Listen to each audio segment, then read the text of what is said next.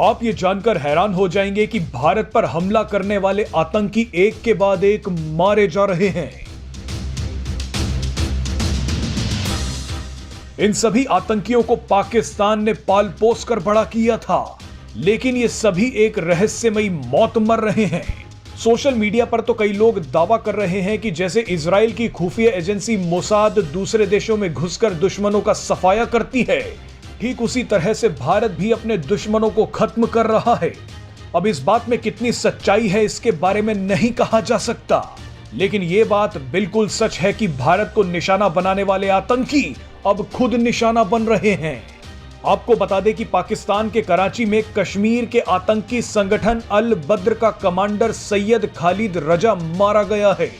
अज्ञात हमलावरों ने उस पर गोलियां चला दी। बताया जा रहा है कि खालिद रजा मौत से पहले तक भी कश्मीर में सक्रिय आतंकियों से जुड़ा हुआ था। सिंधु देश रेवोल्यूशनरी आर्मी नाम के एक संगठन ने खालिद रजा की हत्या की जिम्मेदारी ली है।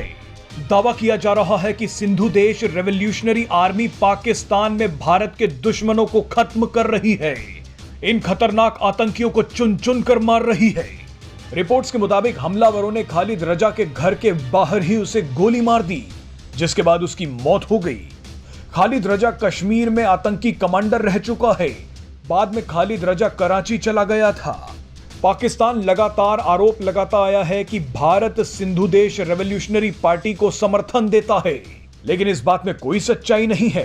अब आप ही बताइए कि भारत सिंधु देश रेवोल्यूशनरी आर्मी को क्यों ही समर्थन देगा? भारत का इससे क्या लेना देना? वैसे आपको बता दें कि सिंधु देश रेवोल्यूशनरी आर्मी ने बीते सालों में पाकिस्तान पर कई बड़े हमले किए हैं। यह संगठन सिंध प्रांत को कराची से अलग करने की मांग करता रहा है। जिस तरह से बलूचिस्तान लिबरेशन आर्मी बलूचिस्तान को पाकिस्तान से अलग करना चाहती है, ठीक उसी तरह की मांग सिंधु देश रेवोल्यूशनरी आर्मी भी कर रही है। बहरहाल खालिद रजा की हत्या से एक हफ्ता पहले हिजबुल मुजाहिदीन के एक टॉप कमांडर बशीर अहमद पीर को भी मार गिराया गया है। बशीर अहमद पीर हिजबुल मुजाहिदीन और लश्कर तैयबा जैसे संगठनों को आगे बढ़ाने के लिए पूर्व आतंकियों को एकजुट करने के लिए ऑनलाइन एक्टिविटीज में शामिल था। बशीर अहमद पीर जम्मू कश्मीर में कई आतंकवादी घटनाओं को अंजाम देने में शामिल रहा है। बशीर पिछले कुछ सालों से रावलपिंडी में रह रहा था। पाकिस्तान सरकार ने उसे अपने देश की नागरिकता भी दे दी थी। आपको बता दें कि मामला यही नहीं रुका। बशीर अहमद पीर से पहले एजाज अहमद अहनगेर की हत्या कर दी गई।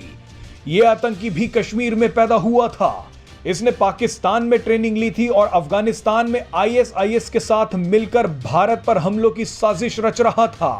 एजाज अहमद अहनगेर ने अफगानिस्तान में भारतीयों के खिलाफ कई हमले भी किए थे। एजाज अहमद ने ही मार्च 2020 में काबुल के एक गुरुद्वारे पर आत्मघाती हमला किया था। कई एक्सपर्ट्स दावा कर रहे हैं कि एजाज अहमद अहनगेर को भारत के कहने पर तालिबान ने मार गिराया है।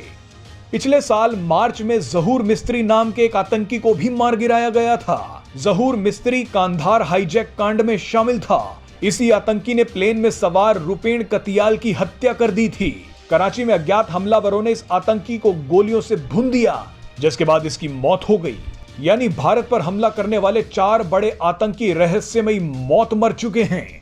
अब इन आतंकियों को कौन मार रहा है इसके बारे में नहीं कहा जा सकता, लेकिन ये चारों मर चुके हैं, ये बात बिल्कुल सच है।